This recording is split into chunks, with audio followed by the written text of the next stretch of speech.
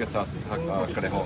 اسی طرح جس طرح شہید ارشد شریف آج ہمارے ساتھ نہیں ہے لیکن ہر بندے کے منہ پر جو ہے اس کا نام ہے, تو زندگی بھی ایسی گزاریں اور اگر جب شہادت کی موت ملے تو ایسی موت ملے.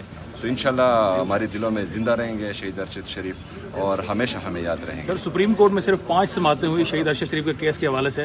اس کے بعد ہم نے دیکھا کہ ان کی اہلیہ جویریہ جنہوں نے بہت محنت کی, کینیا میں کیس باقاعدہ وہاں پر لڑا اور ون بھی کیا.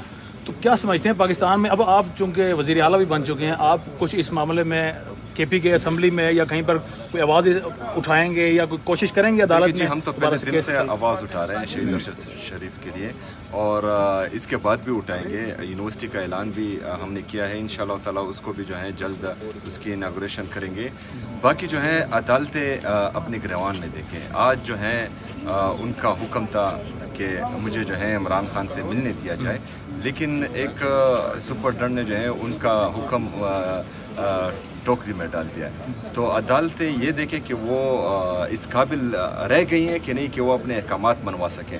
اگر فرض کریں نہیں اس قابل رہی کہ مطلب وہ اپنے احکامات منوائے کسی سے, تو پھر قوم کے سامنے آئے, قوم کو صاف بات بتائے, پھر قوم جانے اور ان کا انصاف جانے. تو پی ٹی آئی کو چیز میں بھی کہنا چاہوں گی, میں سی ایم صاحب اور تمام آنے والے مہمانوں کا شکریہ ادا کروں گی کہ ارشد شریف کی برسی پہ آئے. دوسرا سی ایم صاحب کا بہت شکریہ کہ انہوں نے ارشد کے لیے یونیورسٹی کا جو ہے وہ اعلان کیا. امید ہے اس کا جلد سنگ بنیاد رکھا جائے گا. بہت شکریہ. Thank you.